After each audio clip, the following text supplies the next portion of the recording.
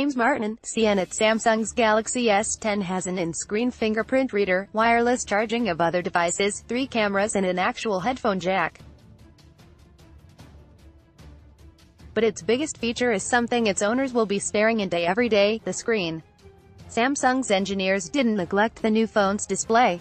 All 4 varieties, the Galaxy S10, Galaxy S10 Plus, Galaxy S10e and Galaxy S10 5G, have different sized versions of the most beautiful display that the Galaxy family has ever seen, according to Samsung. And in 2019 it busts out more screen tech buzzwords than ever, each more arcane than the last.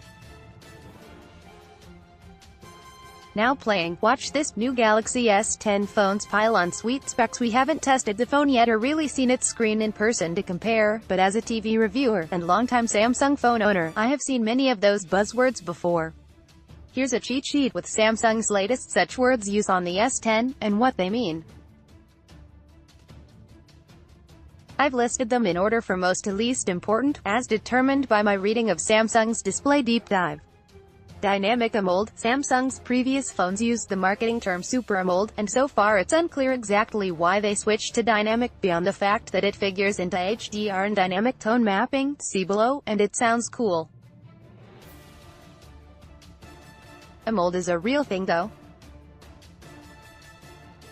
It stands for active matrix organic light emitting diode, and is one of 2 screen types used in phones today. The other is LCD. Just about every OLED phone screen is active matrix, so just ignore the AM. By most measures of image quality, OLED is better than LCD, in part because it can achieve an absolute shade of black, which improves contrast. Forget dynamic and AM, then, the OLED nature of the S10 screen will, as always, be the most important contributor to its image quality. Just like with TVs. Galaxy S10, S10 Plus, S10e, every camera lens in curve 1200 nits peak luminance. Nits are a measure of light output, and 1200 of them is hella bright. High-end LCD TVs can exceed that amount, but even OLED TVs can't.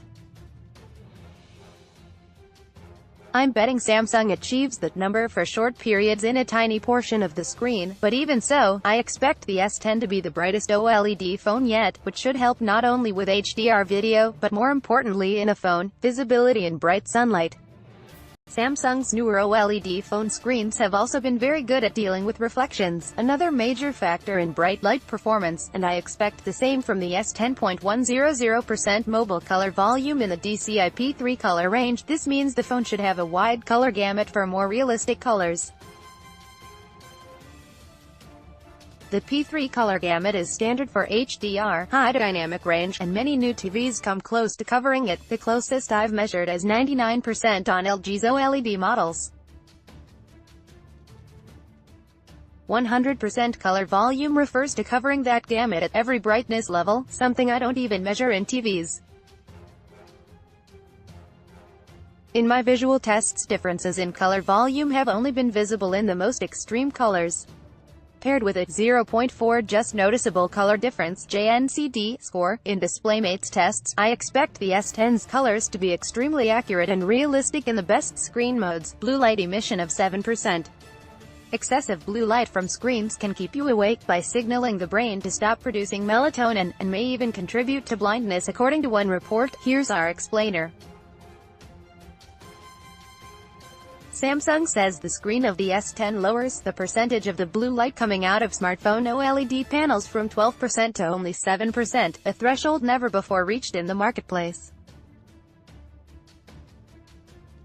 Moreover, the new OLED display emits 61% less blue light than most conventional LCD displays in smartphones today. I asked Samsung's representative how can do that, and maintain 100% DCI-P3 color gamut. The reply: previous versions of OLED had a level of color gamut that exceeded the DCI-P3 color specification, while the new OLED with lower blue light emissions fits the DCI-P3 specification 100%. Samsung to Display also intends to bring its blue light reducing tech to other small screens, including a 15.8-inch OLED laptop screen. The S10's camera will be able to record HDR video. James Martin, CNET HDR10. This is the first phone in the world to support HDR10, the third most popular, at best, high dynamic range format, and one championed primarily by Samsung itself. HDR for displays, not to be confused with HDR for photography, improves image quality by boosting highlights to make them look more realistic, widening color and more. Standard HDR10 and another format called Dolby Vision are more widely available, while HDR10 is currently only available from Amazon Prime Video, namely at its original series.